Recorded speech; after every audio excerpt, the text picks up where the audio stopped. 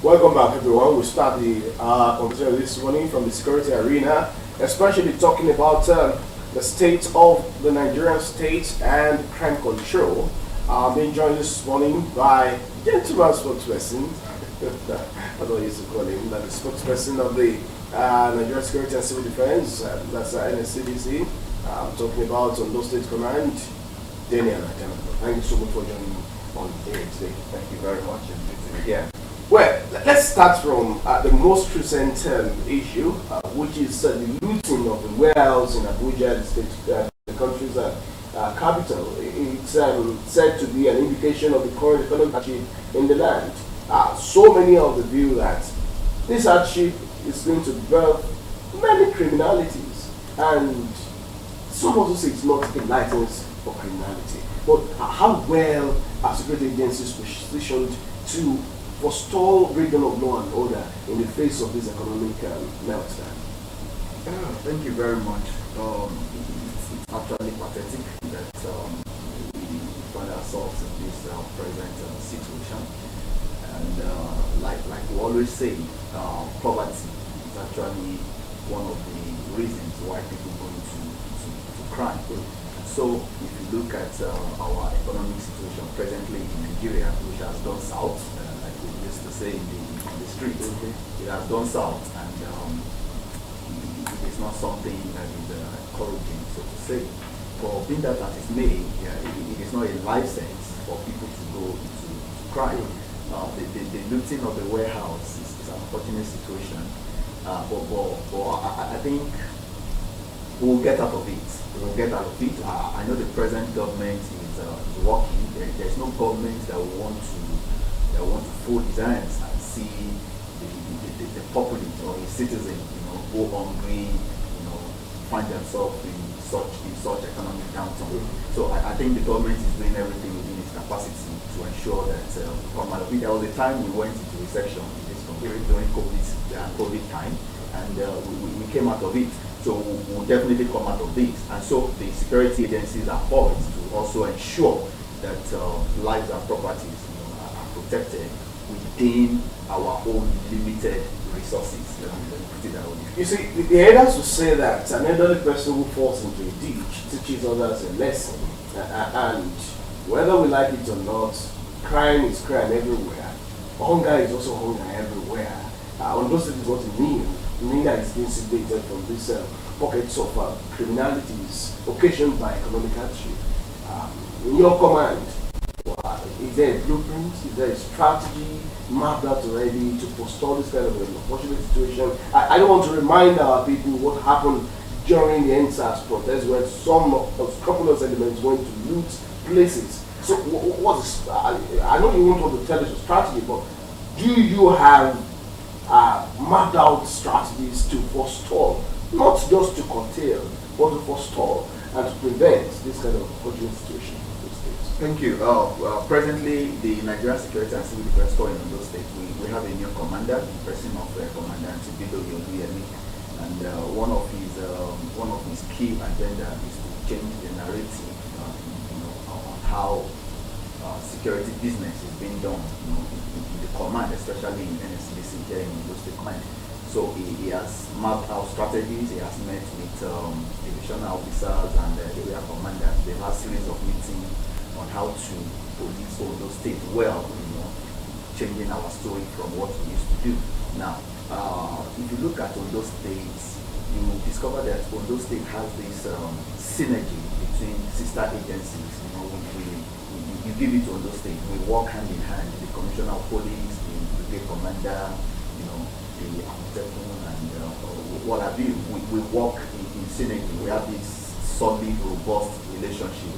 Now, you want to also to know that these commanders, they meet once in every month to actually review the security situation in the state, and in their meeting they come up with strategies, to ensure that we have a secured Ondo state. So if you have such relationship, I can assure you that such relationship will stream down to the rank and files of the agency. So we work better, collaborating now, unlike what it used to be in the past, where we have interagency rivalry. So now that we have that harmonious relationship, you can be sure that okay, if you even look at our streets today, if you look, let's use Akure, as an example, you will see these joint task force between Amotekun, NSCDC, Nigerian Correctional Services. You see them at strategic locations, where they do joint task force. That is the way to go. There's no single agency that can actually do security job. We'll just be deceiving ourselves. So we need to work, together. We need to share intelligence. We need to come together and share manpower, because we don't have that manpower. The Nigerian police don't have that manpower. But when we come together and we pool our strengths together, we'll be able to do much more than what we do as individuals. How about critical public facilities? I'm more concerned about those facilities because in any case, it will only become double jeopardy. These are facilities that are not even well maintained. Yeah. That's a topic for another day. How much more, how much less are now get attacked by people who are angry and hungry? Yes, thank you. One of our mandates in NSCDC is to provide security for critical national assets and infrastructure of government. And like I keep telling people, the truth of the matter is that we don't have the manpower to do this protection facility to a man. We don't have that manpower. So what we do is to do surveillance and also do community collaboration. Like for example, I live in Orita of the Estate, where you have a series of infrastructures belonging to government. What we do is to talk to the community, let's collaborate, let's share intelligence information. When you see strange people, within your community, especially at a time where people would have gone to their offices, when you see strange people around you, put a call through to us. Let the patrol team, let them swiftly come around to come and check what is happening. So by so doing, if we can conscientize our people, about the importance of protecting, keeping watch over this infrastructure and the benefits that it will bring to them, you'll be surprised at the level of protection that we provide for these facilities. But when you feel like it's government property, it doesn't concern me, when those things are vandalized, that is when you will know the importance of such. For example, a transformer in your community. If the transformer in your community is vandalized, that is when you will know the importance of having electricity for 3 hours a day. So what we do is to talk to the people, let's collaborate, let's share intelligence, give us actionable information so that we can work, we can come in and arrest the situation. So that is what we are doing, and we are advocating. We are doing a whole lot of advocacy, talking to people. That is the only way we can go about it. If you want us to post one man to each structure, we don't have that manpower. That is the truth. We don't have the manpower. So that is what we do now. So we are strategizing, and we are talking to community leaders, religious leaders, to ensure that we talk to our people. They know the benefit of that infrastructure to themselves first before saying it belongs to the government. So that's what we're doing, and I think we're getting results. On a larger scale, how well can the Nigerian state get out of the wood as far as these escalating security challenges is concerned? Yes, it's very simple. Now, the thing is, let us as individual or as institution, let's play our role, let's play our part. Take for example, the political elites. Let them play their part. The politicians are the ones that make the policies. They are the ones that make the policies. Let them play their part. If they play their part, you as a journalist, you play your part. I as a security agency, I also play my part. In so doing, in the shortest possible time, we'll come out of this route. But when you are pushing everything to the security agents, I'm not the one that formulates the policy. I'm not the one that implements the policy. So if the policy goes south, then you are calling upon the security agencies to come and clear the mess. That won't work.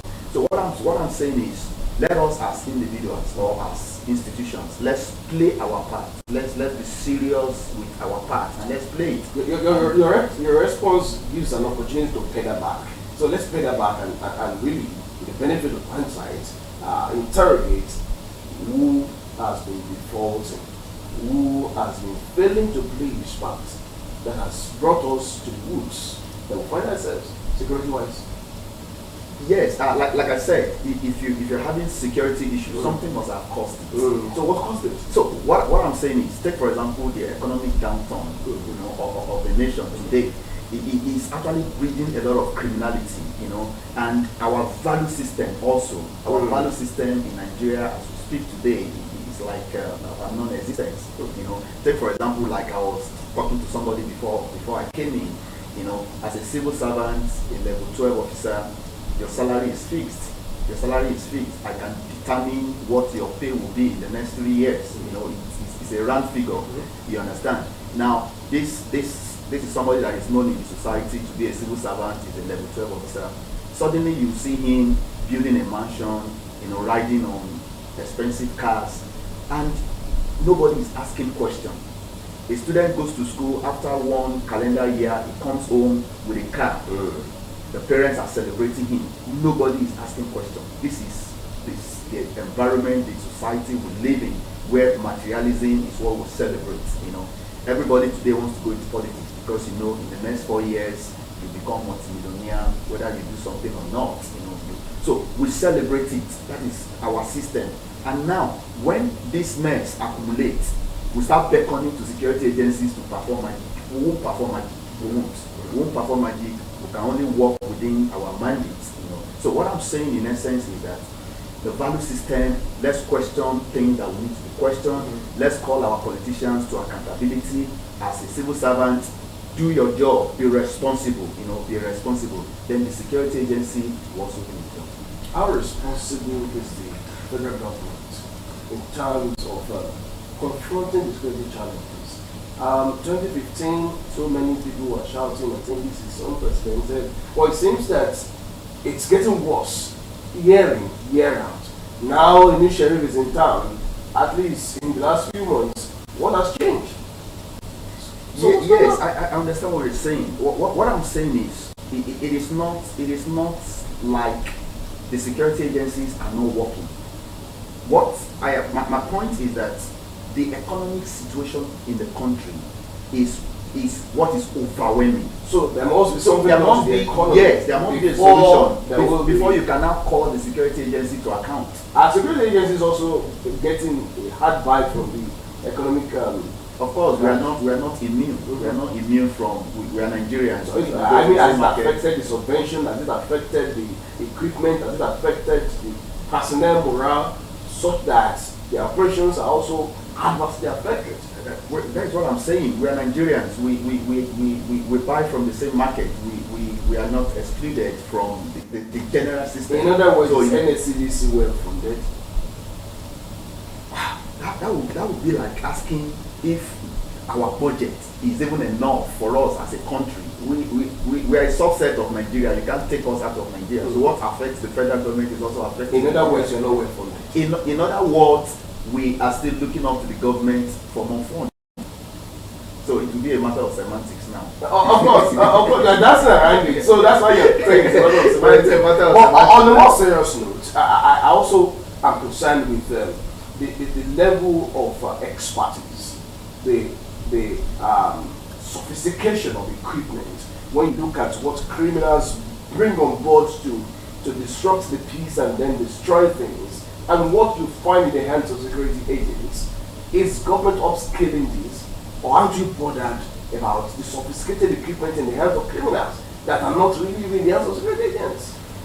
Well, anyway, the criminals we're talking about, they got these weapons from somewhere. That is why we keep talking to our politicians. You see, when you are vying for office and you are making it a do or die affair, you bring all manners of hoodlums, you even import people from different states to your state, because you want to become, want to hold office.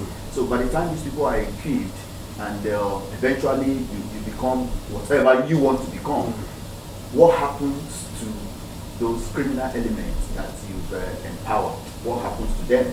You know, some of them, they don't enjoy patronage from your government, and so they go back to the streets and they start terrorizing that same community that you want to govern or you want to lead. So that is why we keep appealing to politicians that politics is a game.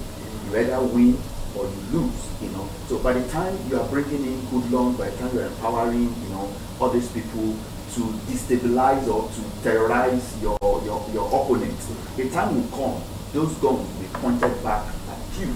So that is why we are appealing to them that we should please and please, let's see politics as a game where somebody will win and somebody will lose. And you also have another 4 years to try again. So being that as it may, the federal government is doing a whole lot to ensure that the security architecture of the country is solid enough to be able to combat the challenges we're having. But the truth of the matter is that the problems, the security issues we're having in Nigeria, they are asymmetric, you know, in nature, you know. So it is not something that you can just combat, you know, face to face. Like you look at our military, they've been in this war for the past 15 years now, and we're still fighting, you know, because this hoodlum, they don't come to face you one-on-one. They come, they disappear, they come, they disappear. So we keep having these recurring issues, you know, within the security system. But I know that, like I said, let every, you know, it's like a tripartite thing. Let the government play its part, the people will play their part, and the security agencies will also play our part. And before you know what is happening, this insecurity will fizzle out. You know, it will fizzle out. Like somebody is going into kidnapping, you start asking yourself, what is the cause? Why is it going into kidnapping? Is it that he doesn't have a job? Is it because he can't go to school? Is it because, you know, when our institutions, let me put it this way, when our institutions start functioning well, working the way it should work, everybody will naturally go back to his primary assignment. This insecurity will just be well. In the midst of these challenges, of more concern is also protection of our schools from invaders and hoodlums. You would also want us to shy away from the issue of invading farms and agricultural settlements, which has also contributed a whole lot to all of the problems on our hands. I know that part of the core mandate of the NSCDC also has a lot to do with this matter. What's the state of these agro rangers and then the school protection scheme by the NSCDC? Yeah, thank you. Let me start with the Safe School Initiative of the federal government. The Safe School Initiative of the federal government was commissioned when we started having this kidnapping in schools, especially the Chibok girls incident. So the federal government came up with the Safe School Initiative. Now the Nigerian police and the NSDC, we are key in this Safe School Initiative. Now what we are doing right now is we are enrolling all the schools in the federation into a system. We have a center in the national headquarters in Abuja, where all the state governments are expected to have a mini center of such in their state, where all schools will be enrolled on that platform. Now, like I said, we don't have that manpower to do man-to-man policing of schools, but we can use technology. Technology can help us. So we need to know how many schools we have in those states. We need to know their vulnerability states to be able to know what to provide for such schools. So that enrollment is ongoing. Like the Ondo State Command, we wrote the Ministry of Education through the permanent secretary, Ministry of Education now, where we need to, you know, we can't just go to school and start. Apologies, when did this enrollment commence? Yeah, I think towards late last year, you know. So schools are complying, you know, through the Ministry of Education to the schools, so they are complying. So they need to enroll on that system, and the safe school officers goes to schools, you know, to educate them on what to do, you know, at any point in time. So that system is ongoing. Like tomorrow now, I will be in Fuashari Girls, Fuashari tomorrow, to also talk to the school community, you know, about this safe school and other things tomorrow at 8 o'clock. So we've been doing just that, and that has also helped to, you know, create this awareness. You know, like I said, our level of awareness is low, you know, and so when you are not aware, there are some things you won't be able to do when it comes to, you attending to security issues.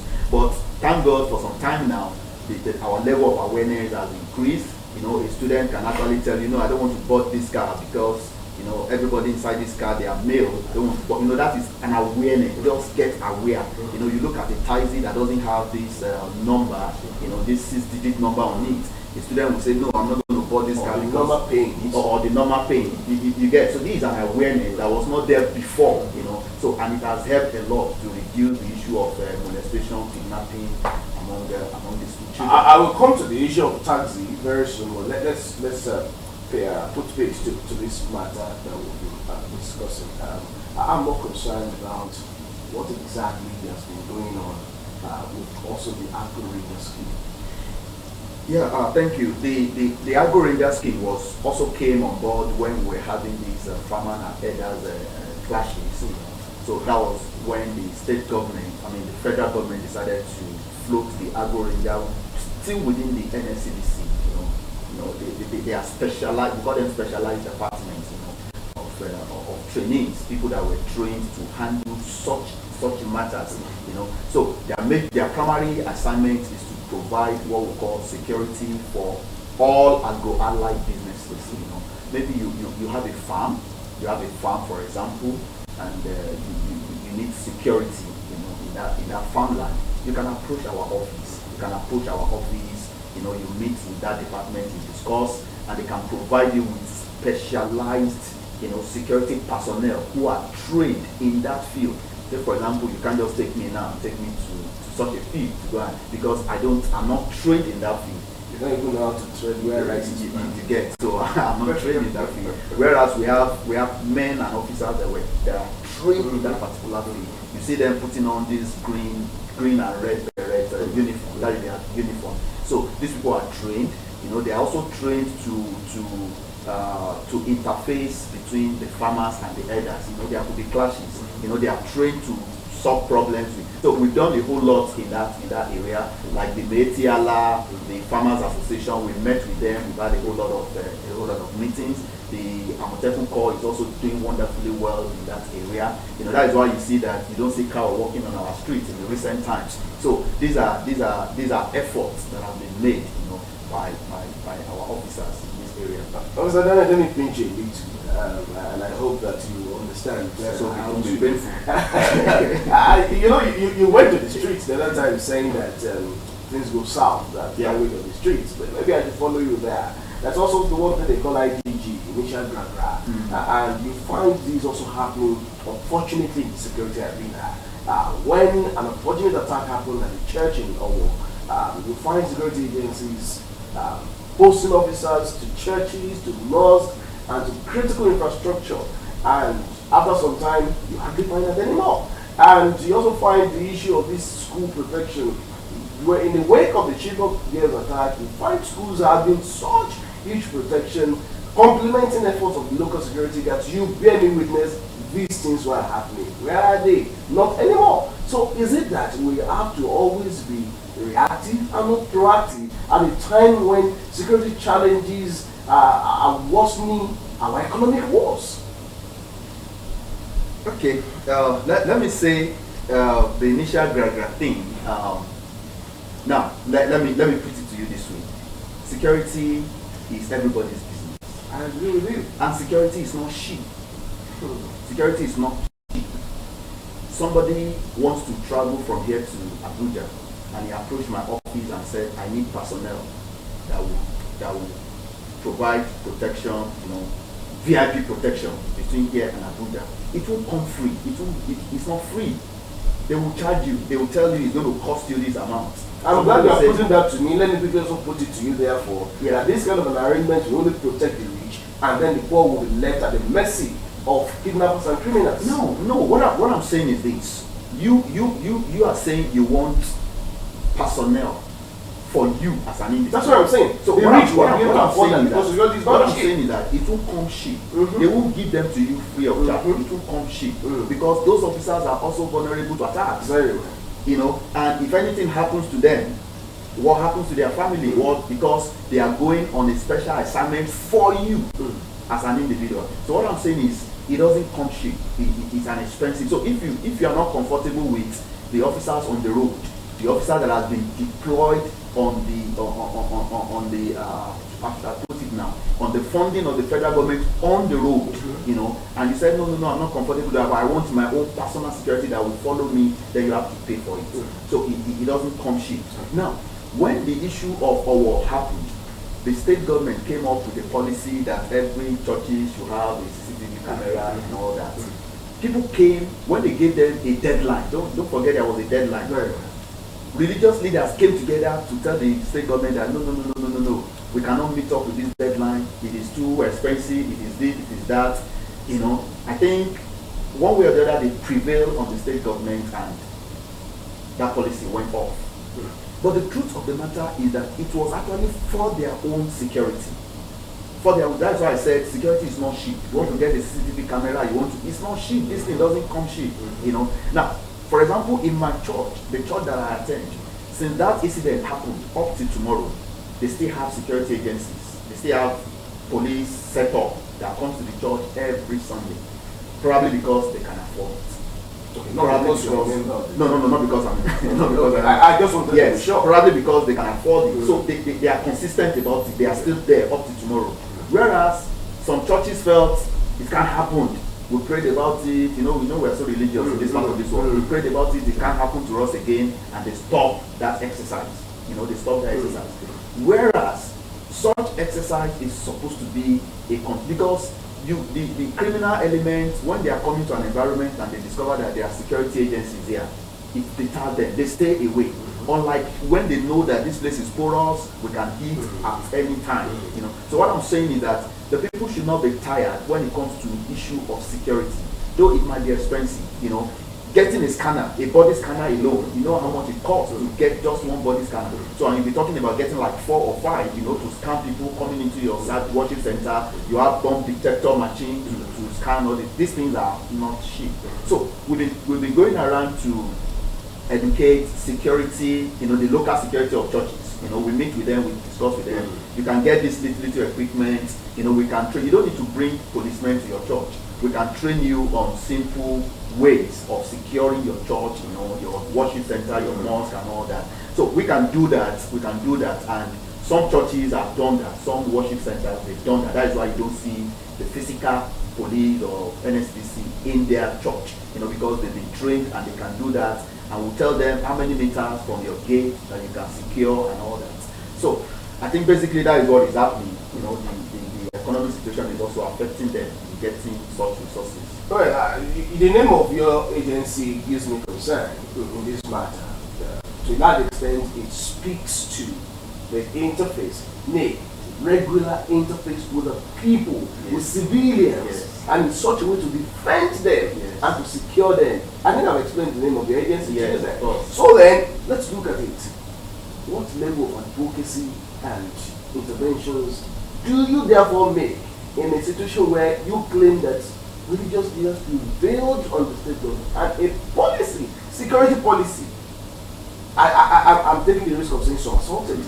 What did you do? Yes, laws are... And I understand that the Security Council meeting. Yes, are there no interventions? Laws are meant for people.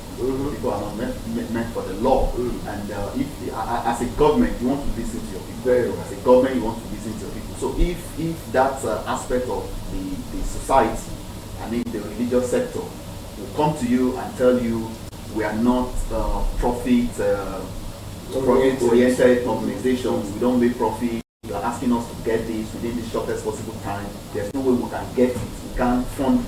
And so probably they are asking government to provide it for them while they pay back and all that, going forth and back. And the government will feel, this is our people, let's listen to them, of course. So if they listen to the people and said, okay, let's allow it to be. It's part of governance. It's part of governance. But on our part, like I said, we've been going about talking to the people, letting them know the importance, of having such gadget at home. Individuals have it at home. You can have a CCTV installed in your house and you monitor it on your phone. This is ICT. You can do that. You have systems as small as that. Small ships where individuals install in their homes. You are working in Akure and your family is in Abuja. You can install such and you monitor it on your phone. When there is anything, you call the security agency within that environment. So if individuals can do that, so we expect that religious centers, can also follow suit. Before I let you go, let me really point your attention to something. Interestingly, you talked about the awareness and consciousness of the people. For instance, saying that a student will say, "Oh, there are only guys in this taxi and not boys in this taxi." I'm not sure you are unaware. I'm sure you're very aware since you reside in Akure. So you must have seen these taxis that are not painted in the official color. You must have seen these plain taxis putting an inscription of taxi on them against the norm. And more often, I stand on a vantage position of telling you that in 2006, that's as far back as that time, this has been the trend used by fraudsters. They tell you all these cock and bull stories and they even know what I'm talking about. And then you find some of these criminals also using that as an evidence. Is NSCDC not bothered? What are you doing to check this kind of unfortunate trend? Yes, thank you. The truth of the matter is that there is no system that cannot be bastardized. So to say, even the taxis that are painted, taxis that has number on it, they still use it to perpetrate criminality. There's no system that's not. Now, like you said, what we've done is we've met with the union, the NURTW. There's also this one they call Ritian. They also have. So we met with them. Ritian is for the media. The media, sorry. I know they have this other one. Now we've met with both, and the explanation is that there are some that apply a particular route. This one, say for example, somebody moving from Oloko to Shasha, they have that route. They don't go outside that route. So some of them, all they just need to do is to register with them, register the number of the vehicle, even if it's not painted. Then they have this Type Z logo on it. So they went as far as explaining that to us. So they are in control. So what we are now trying to do is to let the citizens know that anytime you are boarding such vehicles, be able to, if you can take numbers, you can take numbers. You can take the color. You can do a little bit of description of how the vehicle looks like. So, but just ensure that it is within a route, not in the main town. Not in the main town. Like I said, the economic downturn has also affected a whole lot of people. Somebody might just be going to his office, and just do the Kaizen thing, put it in front of the car, pick people along the way so that they can just pay. And so Nigerians are just trying to survive. They're just trying to survive, and so you can't penalize. So there must be a way to really streamline that. Yes, to have yes. So that's what we're saying. So we've spoken to them and they've explained that much, about the operation. Unfortunately, so many things to still talk about. Time is not over on our side. I have to thank you so much for coming here today. Thank you very much. The spokesperson of the Nigeria Security and Civil Defense, NSCDC, and we've been talking about security of lives and property in the Nigerian state, especially in the light of the biting economy and security challenges. I thank you once again for coming. Everyone, thank you for being part of the Outlook. It returns on Wednesday morning, God willing. I am Sunday Kolawole. Please enjoy the rest of the day. Good morning.